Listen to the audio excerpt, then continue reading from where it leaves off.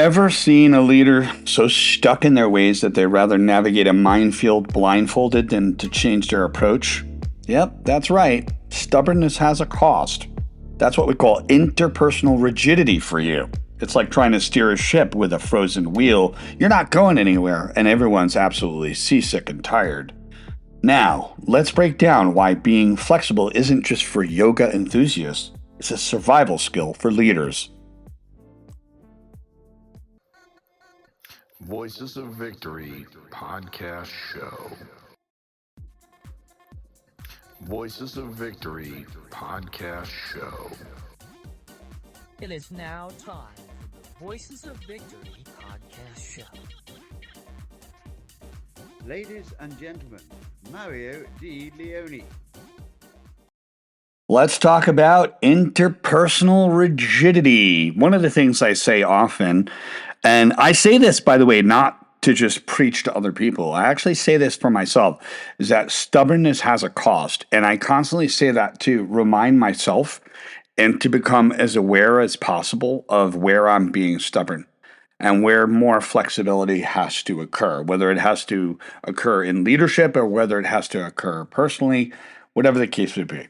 So welcome to this episode. This is literally the interpersonal rigidity when your leadership style is completely stuck in traffic. And like I always say, again, stubbornness has a cost. It has a big major cost. And let's go over it. So if first time here, just welcome back to Voices of Victory podcast, where we talk about all things leadership, vision, and self-esteem, and workplace-related stuff too. And today we're tackling interpersonal rigidity, also known as the inability to pivot, adapt, or frankly take a hint. So leaders who can't flex their style end up alienating their teams, and they miss opportunities. And guess what? They look about as approachable as a porcupine at a petting zoo. But don't worry, we've got some solutions. We've got some laughs. And of course, the goal is to get unstuck. Stuckness is just a feeling, unless, of course, it's physical or environmental. That's another story. But if you're ready to stop being the leadership equivalent of a brick wall who's stubborn all the time, then stick around and have a listen. Now, picture this. Picture this. You're presenting your grand vision to the board. You're passionate. You're detailed. Clear as day. Having a great time. And at least in your mind, it all seems like you're having fun. But all you get are blank stares and one person checking their phone under the table. Why? Because you're speaking Martian to a room full of Venusians. Now guess what? Interpersonal rigidity strikes again. And here's the absolute truth. This is the concept we need to understand. Leaders who cannot adapt their approach end up leading in isolation. It's like hosting a party, but refusing to change the actual playlist, even after the third person begs you to turn off the death metal. Nothing against death metal, just may not be office appropriate, unless, of course, you're a CEO that likes death metal, then it's appropriate. But let's dive into why this happens and how to fix it. And let's talk about the big learning nugget from this. First of all, let's understand the principle of flexibility. Flexibility isn't weakness, it's a secret weapon. Think of your leadership style as like a rubber band. If it's too rigid, it's going to snap. And if it's too loose, it's absolutely useless. But just right, you can be flexible right in the middle. There's an old saying, it's an old Zen quote, and I absolutely love it.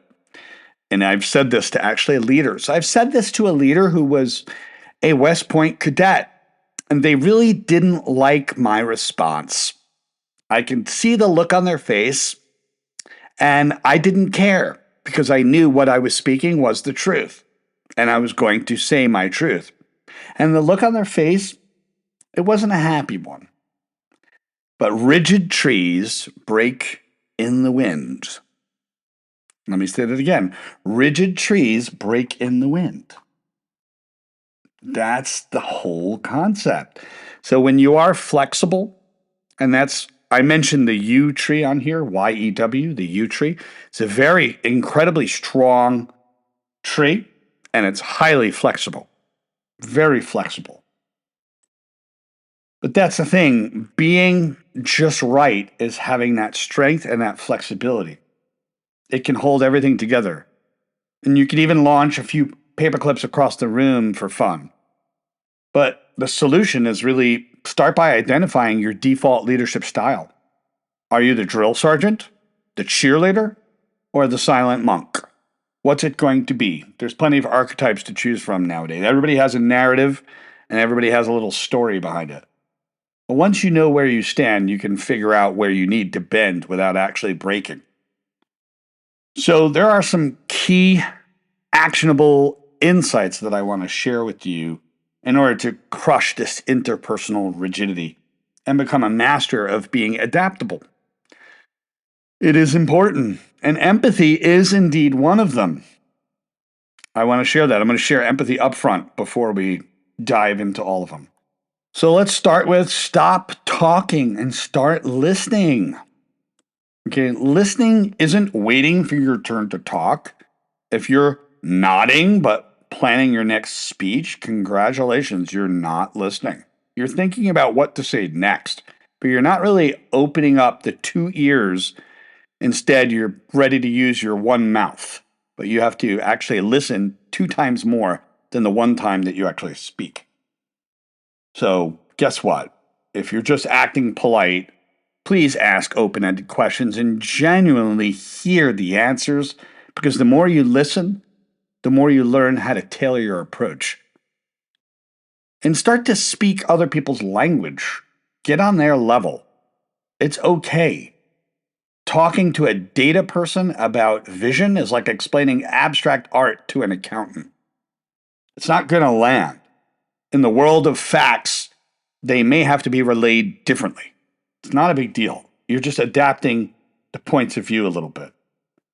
You could look at it more holistically and then just zoom in on the facts and help them understand the big picture. It's not going to land. So, now what's the solution? Adapt your communication style to your audience, please. Use facts for the number crunchers, passions for the visionaries, and stories for the skeptics. This is why I use triune brain theory when I actually give a presentation, because I know I'm hitting all of the above. I'm hitting the call to action people, I'm hitting the emotional people, and I'm hitting the facts-based people. And that's what it's all about. And understand that you want to master the art of your power dynamics in a special way. And you might be like, leverage power? Really? Yes. It's not just for He-Man anymore. Okay? Remember, a lever can lift you up or it can catapult you into a ditch if you're not careful. So influence without overstepping. Build relationships that actually empower others instead of making them feel like pawns on the chessboard. Balance your authority along with approachability. You can't be everyone's best friend. I get it. You can't be their best friend and their boss at the same time. I also get that. But you also can't be Voldemort and expect team loyalty. Be clear about expectations, but remain approachable. People work hard for leaders, and they work hard to get their respect and like. So please, experiment a little bit. Don't be afraid to experiment with different styles. Think of leadership styles as like ice cream flavors. If you're always vanilla, people will start to get bored. Break it up a little bit. Throw in some pistachio. Try a little rocky road once in a while. So what's the idea here? Well, observe what works in different scenarios. Flex between being directive, collaborative, and even delegative based on the situation. That's what it is. It's all about adaptability. Practice that emotional intelligence, please. Okay, leaders without emotional intelligence is like cooking without salt. It's bland, it's unbalanced, it's boring as hell, and no one wants a second. All right? So start to become aware of your emotions and how they actually impact other people. Adjust your tone, adjust your body language, adjust your reactions, and match the energy of the room. Learn to pivot mid-conversation. So ever start a conversation and realize that halfway through you're losing the entire room? Well, that's your cue to pivot. unless you enjoy awkward silence and everybody looking at you like a deer in headlights. So pay attention to cues. If your message isn't landing, switch gears, please. Use humor, use anecdotes, or direct questions to re engage people. Ask for feedback. Ask for feedback. It's valuable. Don't be afraid to get the feedback on how you were. Trust me, the answers will save you next time. They may not feel good in the moment, but they could save you next time. Check in with your team, check in with your stakeholders about your communication and your leadership style. Accept the constructive feedback as a tool, not as a threat. Now, there's the big twist here, is that adaptability doesn't make you a better leader. It just makes you a better person. And at the end of the day, you are a leader. It's not about manipulating other people. Please don't get it twisted. It's about understanding them, connecting to them, having meaningful connections, meaningful conversations. So who knew the secret to great leadership was also the secret to surviving Thanksgiving dinner with your in-laws, because that's part of being flexible as well.